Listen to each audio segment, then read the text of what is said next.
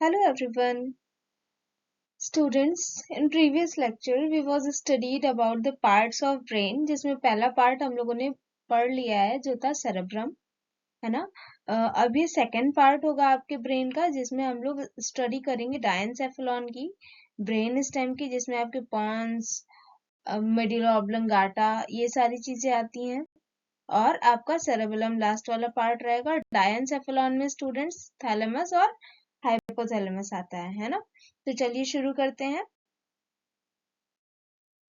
Diencephalon, जैसा कि अभी मैंने आपको बताया था कि डायनसेफेलॉन जो होता है वो उसके दो पार्ट रहेंगे, है ना, थैलेमस एंड हाइपोथैलेमस, है ना। अब इस डायग्राम में हम लोग देखें, अगर ये जो आपका ब्रेन का डायग्राम है इसमें थैलेमस हाइपोथैलेमस, ये देखो इस वाले पार्ट को हम लोग क्या बोल रहे हैं, ये देखो यहाँ से ये जो ये वाला पार्ट आया है इसको क्या बोला हमने, डायनसेफेलॉन। ये देखो क्या कर रहा है, it connect cerebrum the end the mid brain, है ना। मिड ब्रेन किसका पार्ट है, जो ब्रेन स्टेम होती है मिड ब्रेन इसका पार्ट होता है, ये है आपकी मिड ब्रेन।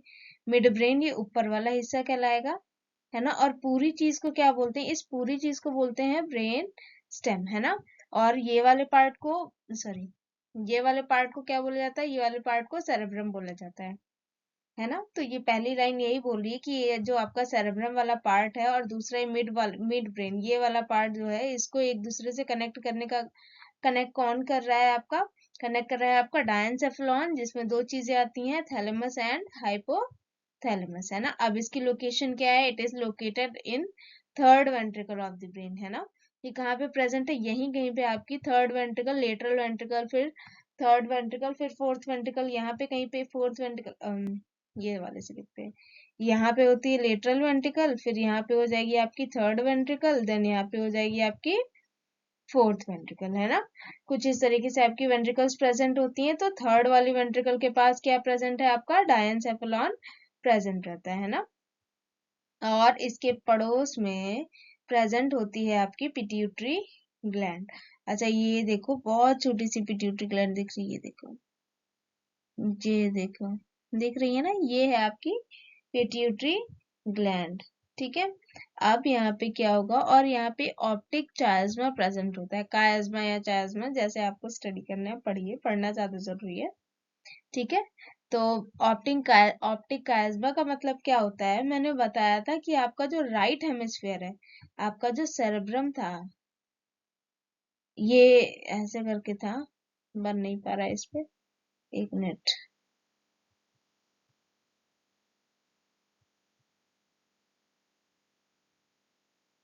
स्टूडेंट्स, आपका जो सेरेब्रम बनवाया था कुछ इस तरीके से था ना, है ना। ये आपका ये आपका सेरेब्रम में दो हेमिस्फेयर्स थे ना, सेरेब्रम में। तो ये दोनों राइट और लेफ्ट हेमिस्फेयर्स से ना, दोनों में दोनों क्या मैंने बताया था, जो राइट वाला पार्ट होता है, किधर वाला, ये वाला लेफ्ट रहेगा ना, लेफ्ट वाला पार्ट राइट वाले पार्ट को कंट्रोल करता है और राइट वाला पार्ट लेफ्ट वाले कंट्रोल पार्ट को कंट्रोल करता है। तो जहाँ पे ये जो कट होता है ना, जो क्रॉसिंग हो रही है ना, ये जो वेंट्रिकल्स की क्रॉसिंग हो रही है, या फिर बोल सकते हैं न्यूरॉन्स की क्रॉसिंग हो रही है, इसी को बोलते हैं क्या, ऑप्टिक कायज्मा। ओके, ये वाले पार्ट को क्या बोला गया है, इस वाले पार्ट को जहां पे न्यूरोनल क्रॉसिंग हो रही है, यानी कि लेफ्ट वाला पार्ट राइट वाले पार्ट को कंट्रोल कर रहा है, लेफ्ट हेमिस्फेयर राइट वाले बॉडी पार्ट को कंट्रोल कर रहा है, जबकि राइट हेमिस्फेयर आपके लेफ्ट वाले बॉडी पार्ट को कंट्रोल कर रहा है। जहां पे इस चीज की क्रॉसिंग हो रही है, इस चीज को क्या बोलते हैं, ऑप्टिक कायज्मा। ओके, डायनसेफेलॉन हो गया। डायनसेफेलॉन में अब हम लोग को स्टडी करनी है थैलेमस एंड हाइपोथैलेमस की, ठीक है। तो चलिए देखते हैं थैलेमस और हाइपोथैलेमस के बारे में। ये रहा आपका थैलेमस, है ना। अब थैलेमस देखिए क्या लिखा हुआ है, थैलेमस जो होता है दो मास से मिलकर बना होता है, एक तो ग्रे और एक व्हाइट मैटर, है ना। अब यहाँ पे इस पे लोकेशन अगर देखें थैलेमस की, तो मैंने बताया ये वाला पार्ट है क्या, ये इतना पार्ट है, ये इससे दिख नहीं रहा है दूसरे से, ये वाला पार्ट है आपका क्या, ये देखो ये यहाँ तक है क्या आपका थैलेमस और हाइपोथैलेमस, जिसको कॉम्बिनेशन में क्या क्या बोला जाता है, डायनसेफेलॉन, जिसमें से थैलेमस ये देखो ये वाला पार्ट है ना, ये देखो, है ना, थैलेमस पार्ट है।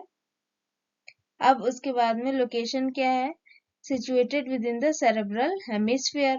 मैंने वैसे ही आपको बताया, अभी पिछले लेक्चर में ही मैंने बताया था कि जो आपका सेरेब्रम होता है उसके जस्ट नीचे सॉरी, डायनसेफेलॉन का फंक्शन क्या होता है कि ये सेरेब्रम को आपके ब्रेन स्टेम से जोड़ के रखता है। तो ऑफ कोर्स ये वाला पार्ट क्या हो जाएगा आपका सेरेब्रम, और ये वाला पार्ट क्या हो जाएगा ब्रेन स्टेम। तो बीच का पार्ट क्या हो गया आपका डायनसेफेलॉन। तो कहाँ पे प्रेजेंट है, सिचुएटेड है आपके सेरेब्रम के जस्ट नीचे। दिख रहा है ना आपको, ये किससे जोड़ के रख रहा है, तो इसका मतलब सेरेब्रम से जस्ट नीचे क्या प्रेजेंट होगा आपका डायनसेफेलॉन या फिर थैलेमस बोल दो। ठीक है, just below the corpus callosum. Corpus callosum का मतलब होता है यहाँ पे बहुत ही ज्यादा नेटवर्क होता है कैपिलरीज का, ब्लड वेसल्स का नेटवर्क होता है जिसको बोला जाता है कॉर्पस कैलोसम, है ना। कॉर्पस कैलोसम के जस्ट नीचे और सेरेब्रम के जस्ट नीचे क्या प्रेजेंट होता है आपका थैलेमस प्रेजेंट रहता है ना। अब इसका फंक्शन स्टूडेंट्स क्या होता है, थैलेमस का फंक्शन सिर्फ आप बहुत शॉर्ट में अगर समझेंगे तो इसका फंक्शन ये होता है कि ये सेंस करता है चीजों को। लाइक आपकी स्किन पे, आपकी स्किन से कोई चीज छुई या आपके स्किन से कोई पिन विन वगैरह चुभ गया, तो उसका सेंस किसके पास जाता है, थैलेमस के पास ही जाता है ना। दूसरा क्या हो, इसका फंक्शन ये होता है कि ये कंट्रोल करता है वेकफुलनेस को, और क्या कंट्रोल करता है इमोशंस को, ऑटोमेटिक रिएक्शंस को। लाइक आपने कोई चीज सुनी और बहुत ही ज्यादा डरा देने वाली कोई चीज थी, तो आप अचानक से डर जाएंगे, अच्छा ऐसा कुछ हुआ था, लाइक उस टाइप का, है ना। तो ऑटोमेटिक रिएक्शंस, है ना। या फिर जब हम किसी को देखते हैं सामने वाले को, वो वाला थोड़ी गड़बड़ हो गई, ये वाला ज्यादा सही था कि अचानक से आपने कुछ डरने वाली बात देखी या सुनी, तो उससे क्या हो गया ऑटोमेटिक रिएक्शन आपके फेस पर, आपके माइंड पर जाता है, तो ये थैलेमस के पास ही जाता है। ठीक है, अब दूसरा क्या है, it distribute impulse from most of the part of brain to cerebral cortex, है ना। सेरेब्रम तक बहुत सारे पार्ट, बहुत सारी चीजें ये कहाँ से होकर गुजरती हैं, आपके थैलेमस से होकर जाकर के सेरेब्रम में जाती हैं, है ना। तो ये आपका थैलेमस का मेजर फंक्शन सिर्फ आप इतना समझिए कि इसका सेंसरी रिसेप्टर इसके पास प्रेजेंट होते हैं, कहाँ कहाँ पे, स्किन में प्रेजेंट होते हैं, जिसके जिसके बाद ये टेम्परेचर, पेन, टच, इस सब के बारे में पता कर पाता है। तो मेजर फंक्शन क्या है, सेंसरी, और दूसरा वेकफुलनेस, और थर्ड वाला है इमोशंस। ठीक है, इतना ध्यान रखना है। और फिर अब थैलेमस के बाद कौन सा आ जाएगा, हाइपोथैलेमस, है ना। थैलेमस और हाइपोथैलेमस किसके पार्ट है, डायनसेफेलॉन के। तो थैलेमस के बाद कौन सा आया, हाइपोथैलेमस, है ना। हाइपोथैलेमस देखो, अब ये वाला पार्ट क्या था, थैलेमस, अब ये वाला पार्ट क्या हो जाएगा, हाइपोथैलेमस, है ना। ये देखो हाइपोथैलेमस, दिख रहा है ना हाइपोथैलेमस। और ये स्मॉल स्ट्रक्चर है जिसका वेट कितना होता है, अराउंड 7 ग्राम। और कहाँ पे लोकेशन होगी, देखो थैलेमस के थोड़ा सा नीचे, और पिट्यूटरी ग्लैंड, ये है आपकी पिट्यूटरी ग्लैंड ना, पिट्यूटरी ग्लैंड के जस्ट सामने, पता चल रहा है ना। थोड़ा सा लाइट मार्कर्स यूज करते हैं। आपके थैलेमस के जस्ट नीचे प्रेजेंट है, और ये पिट्यूटरी ग्लैंड के जस्ट सामने प्रेजेंट है, पता चल रहा है ना। ये देखो, ये ऐसे प्रेजेंट है सामने, और थैलेमस के जस्ट नीचे प्रेजेंट है। तो ये देखो यहाँ पे लिखा है, it is situated below and in front of thalamus, नीचे और सामने की तरफ थैलेमस के प्रेजेंट है, और पिट्यूटरी ग्लैंड के सामने प्रेजेंट है। द हाइपोथैलेमस जो होता है वो पोस्टीरियर लोब ऑफ पिट्यूटरी से कनेक्टेड, पिट्यूटरी ग्लैंड की पोस्टीरियर लोब से कनेक्टेड रहता है। समझ गया ना बात को। अगर पोस्टीरियर पिट्यूटरी ग्लैंड से अगर कनेक्टेड है, तो इसका मतलब जो आपकी पिट्यूटरी ग्लैंड है वो बहुत सारे हार्मोन्स रिलीज करती है, समझ रहे हैं ना, बहुत सारे हार्मोन्स रिलीज करती है। यानी कि जो पोस्टीरियर ग्लैंड है, कुछ इस शेप, ये शेप रहता है पोस्टीरियर का, और इसी से जस्ट कनेक्टेड रहता है आपका ये ऐसे करके हाइपोथैलेमस, एंड देन थैलेमस, ऐसे करके कनेक्टेड रहता है। तो ये वाली ग्लैंड क्या कहला रही है, हाइपोथैलेमस। अब हाइपोथैलेमस जो है वो पोस्टीरियर लोब से आपके पिट्यूटरी ग्लैंड की जुड़ी हुई है, तो इसका मतलब ये जो पिट्यूटरी ग्लैंड जो भी हार्मोन रिलीज करती होगी, वो सारा का सारा किसके नेतृत्व में या फिर किसके कंट्रोल में रिलीज होता होगा, वो है आपका हाइपोथैलेमस। तो फंक्शन नॉर्मल सा इतना समझ लीजिए, फंक्शन इसका ये होता है कि पिट्यूटरी ग्लैंड से जो भी हार्मोन रिलीज होता है वो उसी के कंट्रोल में रिलीज होता है, दोनों से, एंटीरियर पिट्यूटरी और पोस्टीरियर पिट्यूटरी, दोनों तरफ से जितना भी हार्मोन रिलीज होता है पोस्टीरियर पिट्यूटरी से, वो सारा का सारा कौन कंट्रोल करता है, हाइपोथैलेमस। अदर फंक्शंस क्या है, अदर फंक्शंस है एपेटाइट एंड सेटिटी। सेटिटी जो एपेटाइट एंड सेटिटी जो होता है, एपेटाइट का मतलब भूख लगना और सेटिटी का मतलब फुलनेस। फुलनेस का मतलब पेट भरना। ये कंट्रोल कौन करता है? आपका हाइपोथैलेमस। देन आपका thirst and water balance control होता है, बॉडी टेम्परेचर कंट्रोल होता है, इमोशनल रिएक्शंस कंट्रोल होती है, सिरकाडियन रिदम कंट्रोल होता है। सिरकाडियन रिदम का मतलब जागना और सोना वाला, टाइम पे जागना और टाइम पे सोना, ये वाला रिदम जो होता है वो कौन कंट्रोल करता है? हाइपोथैलेमस। एक बार वंस अगेन शॉर्ट में देख लेते हैं क्या होता है। हाइपोथैलेमस का लोकेशन क्या है? हाइपोथैलेमस कहाँ पे प्रेजेंट है स्टूडेंट्स? हाइपोथैलेमस जो है वो थैलेमस के नीचे प्रेजेंट है और पोस्टीरियर लोब से, पिट्यूटरी ग्लैंड से, पिट्यूटरी ग्लैंड का जो पीछे वाला हिस्सा है उससे जुड़ा रहता है। लोकेशन ये हो गई। अब इसका फंक्शन ये होता है कि ये पिट्यूटरी ग्लैंड से जितने भी हार्मोन्स रिलीज होते हैं उन सबको कौन कंट्रोल करता है? आपका हाइपोथैलेमस। अब इसका फंक्शन दूसरा क्या है? एपेटाइट में भूख लगती है तो इसी के कंट्रोल में लगती है। पेट भर जाता है तो इसी के कंट्रोल में। और thirst and water balance, body temperature, emotional reactions, ये सब है ना। बहुत शॉर्ट में एकदम, बहुत इजी से लग रहा है हाइपोथैलेमस। देन अब मूव करते हैं आपके डायनसेफेलॉन के बाद कौन सा पार्ट था आपका? डायनसेफेलॉन के बाद है आपका ब्रेन स्टेम। ये देखो, अब ब्रेन स्टेम में अगर हम लोग देखें तो ये जो ऐसा ऐसा दिख रहा है ना, ये देखो, ये है पूरा आपका ब्रेन स्टेम। ब्रेन स्टेम में सबसे पहला पार्ट हम लोग देखेंगे मिड ब्रेन। ये देखो मिड ब्रेन है सबसे, ये जो ग्रीन कलर का दिख रहा है ये क्या है? मिड ब्रेन है ना। अब देखो मिड ब्रेन जो होता है, तो mid brain is the area of brain situated around the cerebral aqueduct between cerebrum and the pons, है ना। कहाँ पे प्रेजेंट है ये? सेरेब्रम के, ये वाला, ये सेरेब्रम है ना। सेरेब्रम के और ये वाले पार्ट को क्या बोला? पॉन्स के बीच में क्या प्रेजेंट है? आपका मिड ब्रेन प्रेजेंट है। मिड ब्रेन प्रेजेंट है और ये मिलकर किससे बना है? न्यूक्लियाई से मिलकर बना है और नर्व फाइबर से, यानी कि बहुत सारे न्यूरॉन से मिलकर क्या बना है? आपका मिड ब्रेन बना है। अब इसका फंक्शन क्या होता है? इसका फंक्शन ये होता है, ये cerebrum, these track connect the cerebrum with lower part of the brain with the spinal cord, यानी कि सेरेब्रम को स्पाइनल कॉर्ड तक जोड़ करके रखता है कौन? आपका मिड ब्रेन, है ना। और क्या होता है? the midbrain nuclei have also important role in auditory and visual reflexes, यानी कि ये सुनने में और विजुअल रिफ्लेक्सेस में बहुत ही ज्यादा हेल्पफुल होता है। मिड ब्रेन का क्या फंक्शन हुआ? ये ऑडिटरी यानी कि सुनने में और विजुअल रिफ्लेक्सेस यानी कि देखने में हेल्पफुल होता है। वंस अगेन लोकेशन स्टूडेंट्स इसकी क्या है? ये लोकेटेड है बिटवीन सेरेब्रम एंड पॉन्स, या फिर बोल सकते हैं डायनसेफेलॉन एंड पॉन्स के बीच में जो लोकेशन है उसको क्या बोलते हैं? Mid brain. ठीक है, मिड ब्रेन क्यों बोले? क्योंकि ब्रेन के बिल्कुल बीचों बीच में प्रेजेंट है, that's why it is called mid brain, है ना।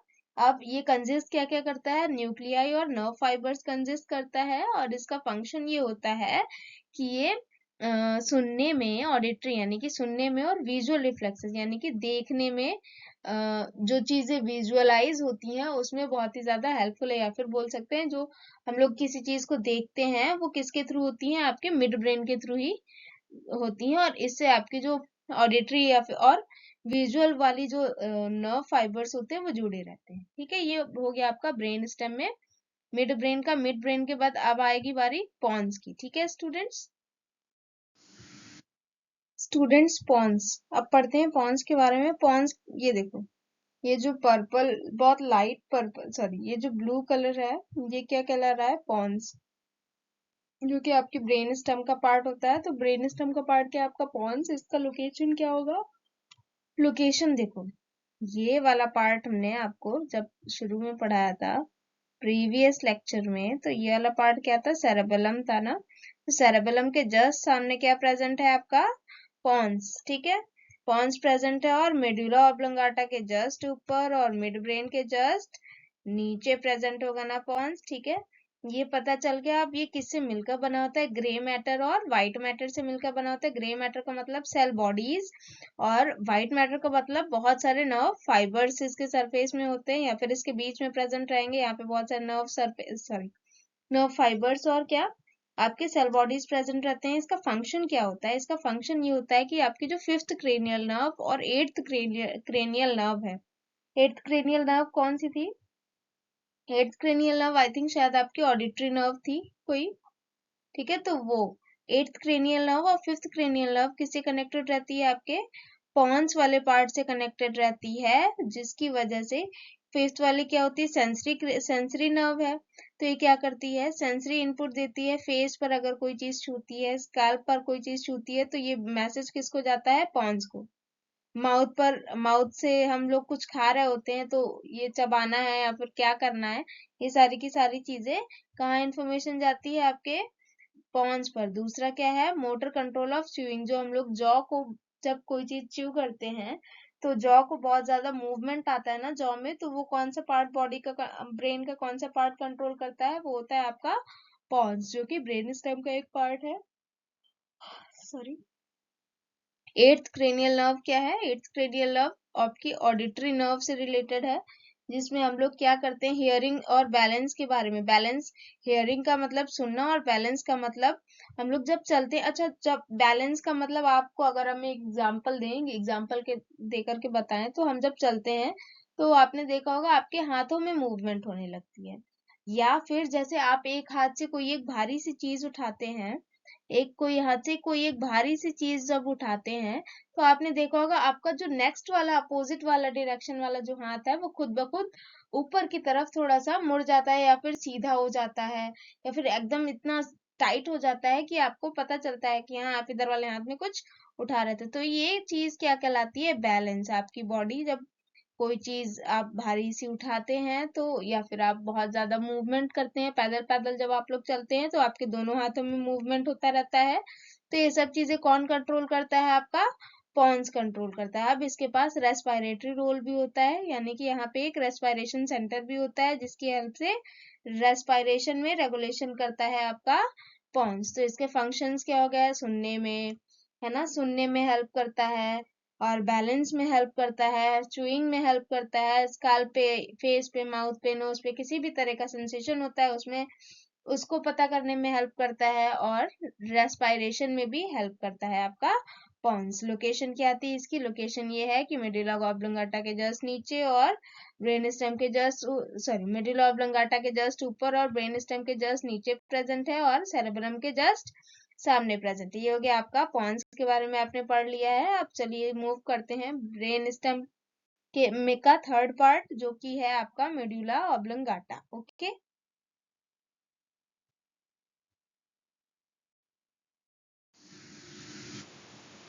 स्टूडेंट्स, जो मेडुला ऑब्लोंगाटा है वो ब्रेन स्टेम का सबसे लास्ट वाला पार्ट है ना। ये देखो, ये वाले पार्ट को क्या बोलते हैं? Medulla oblongata. ओके, देखो ब्रेन स्टेम का सबसे ऊपर वाला पार्ट क्या था? मिड ब्रेन, फिर पॉन्स, फिर मेडुला ऑब्लोंगाटा। तो ये देखो क्या लिखा हो? Medulla oblongata is the most inferior region of the brain. Inferior का मतलब सबसे लास्ट वाला रीजन होता है ब्रेन का। और ये क्या हो, कहाँ पे प्रेजेंट है?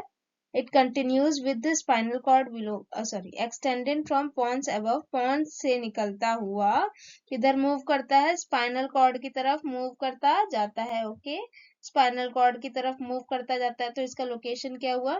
पॉन्स के नीचे प्रेजेंट रहेगा, और स्पाइनल कॉर्ड की तरफ धीरे धीरे करके कंटिन्यूज होता जाता है स्पाइनल कॉर्ड की तरफ। इसकी लंबाई कितनी होती है? 2.5 सेंटीमीटर लॉन्ग होता है। क्रेनियम के सबसे नीचे वाले पार्ट पे प्रेजेंट रहेगा। द आउटर एस्पेक्ट जो होता है, इसका जो ऊपरी परत होगी, लाइक देखो ये इस तरीके से बना होगा, है ना।